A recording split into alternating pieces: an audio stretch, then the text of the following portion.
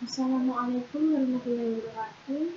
Sebelumnya, perkenalkan nama saya Nurlina Wulandari Sholifah dengan NIM 26060611023 dari Universitas Islam Maulana Malik Ibrahim Malang.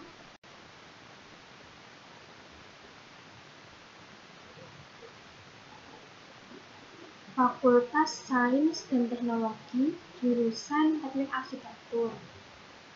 Di sini saya akan mempresentasikan materi mengenai Pancasila sebagai sistem etika yang dibimbing oleh Bapak Muhammad Kamil Zaman, MPDI, pada mata kuliah Pancasila kelas A. Yang pertama adalah pengertian Pancasila. Apa sih Pancasila itu? Mungkin kita sudah tidak asing lagi mendengar Pancasila. Pancasila, secara etimologis, istilah Pancasila dengan vokal I pendek memiliki makna berbatu, sendi 5, atau dasar yang memiliki 5 unsur. Adapun istilah Pancasila dengan vokal I panjang bermakna 5 aturan, tingkah laku yang penting, Pancasila yang berlaku sekarang, dan Pancasila dengan vokal pendek, yakni dasar yang memiliki 5 unsur. Secara terminologi, Pancasila adalah dasar negara Republik Indonesia. Kemudian adalah pengertian sistem. Secara epistemologis, sistem berasal dari kata sis yang artinya disatukan dan tema yang berarti suatu topik. Jadi, ditinjau berdasarkan pada asal kata sistem, berarti objek-objek yang dipersatukan atau yang dirangkaikan. Kemudian yang selanjutnya adalah kedudukan etika. Kedudukan etika sebagai ilmu yaitu kumpulan tentang kebijakan penilaian dari perbuatan seseorang. Yang kedua, etika sebagai perbuatan, yaitu perbuatan kebajikan. Kemudian yang ketiga, etika sebagai filsafat. Etika ini mempelajari pandangan-pandangan persoalan yang berhubungan dengan kesusilaan. Kemudian, tujuan etika. Etika mempunyai tujuan, yaitu mengarahkan kita ke hidup yang lebih baik bersama dan untuk orang lain dalam rangka memperluas lingkungan hidup dan membangun institusi-institusi yang adil. Itu menurut Paul Ricoeur tahun 1990. Nah, selanjutnya adalah aliran-aliran etika. Aliran-aliran etika itu ada 3. Yang pertama adalah aliran deontologi. Yang kedua adalah aliran teleologi. Dan yang selanjutnya adalah aliran keutamaan. Aliran keutamaan ini di setiap alirannya memiliki sudut pandang sendiri dalam menilai suatu perbuatan yang dilakukan ke dalam perbuatan yang baik atau perbuatan yang buruk. Kemudian, pengertian aliran deontologi yaitu memandang bahwa tindakan dinilai baik atau buruk berdasarkan apakah tindakan itu sesuai atau tidak dengan kewajiban, di mana etika ini mempersoalkan akibat dan tindakan tersebut. Kemudian aliran teologi. Pandangan etika teologi berkebalikan dengan deontologi, yaitu bahwa baik buruk suatu tindakan dilihat berdasarkan tujuan atau akibat dari kesulitan etika deontologi apabila dihadapkan pada situasi konkret yang pada 2 atau lebih kewajiban yang bertentangan satu dengan yang lainnya. Ketika teologi bersifat situasional, yaitu memilih mana yang membawa akibat baik meskipun harus melanggar kewajiban nilai norma yang lain. Kemudian, etika teologi ini dapat digolongkan menjadi 2. Yang pertama adalah egoisme etis, yaitu memandang bahwa tindakan yang baik adalah tindakan yang berakibat baik untuk pelakunya.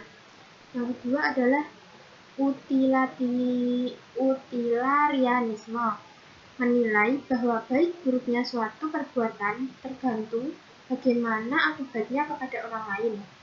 Tindakan yang dikatakan baik apabila mendatangkan manfaat yang besar dan memberikan kemanfaatan yang banyak juga kepada orang lain.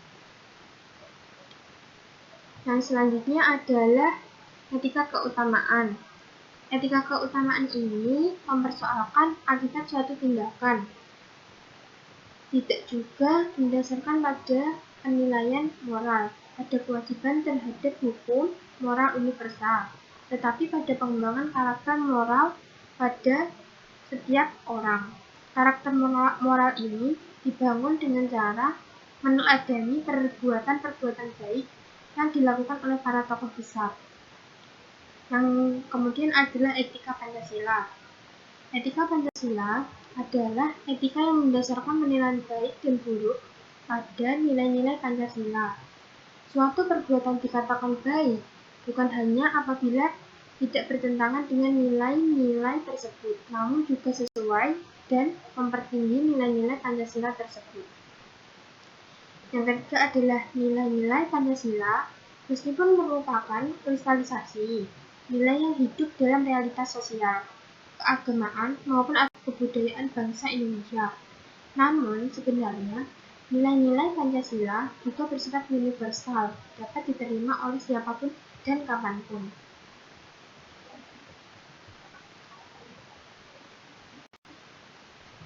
Nilai-nilai Pancasila sebagai sumber etika.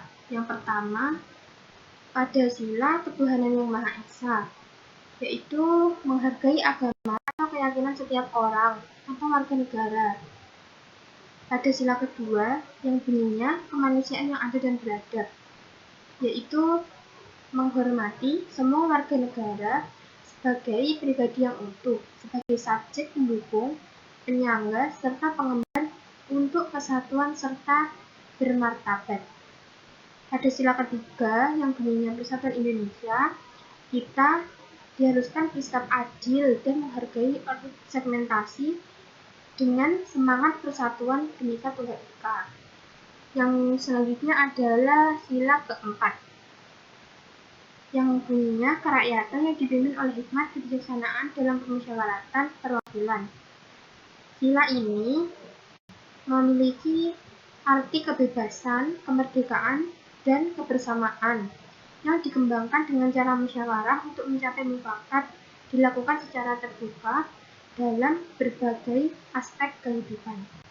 Kemudian yang terakhir adalah sila kelima, keadilan sosial bagi seluruh rakyat Indonesia, yaitu kita harus mengembangkan keadilan sosial pada masyarakat dan pemerataan untuk setiap warga negara. Dari presentasi tersebut dapat ditarik kesimpulan, yaitu bahwa Pancasila merupakan satu-satunya sumber etika yang berlaku di tanah air. Dari satu sumber tersebut diharapkan mengalir dan memancar etika yang sesuai dengan nilai-nilai ketuhanan, kemanusiaan, persatuan, kerakyatan, dan keadilan. Hakikat Pancasila pada dasarnya merupakan satu sila, yaitu gotong royong atau cinta tanah air, di mana sila tersebut melekat pada setiap insan. Berkenaan Pancasila sebagai sistem etika, kita menyadari bahwa nilai-nilai yang terkandung dalam Pancasila merupakan suatu persatuan antara untayan sila dengan sila lainnya untuk kita terapkan pada cara beretika kita dalam kehidupan sehari-hari, yaitu dengan etika Pancasila. Sekian dari presentasi saya. Jika ada salah kata atau salah dalam pengucapan saya mohon maaf yang sebesar-besarnya. Wassalamualaikum warahmatullahi wabarakatuh.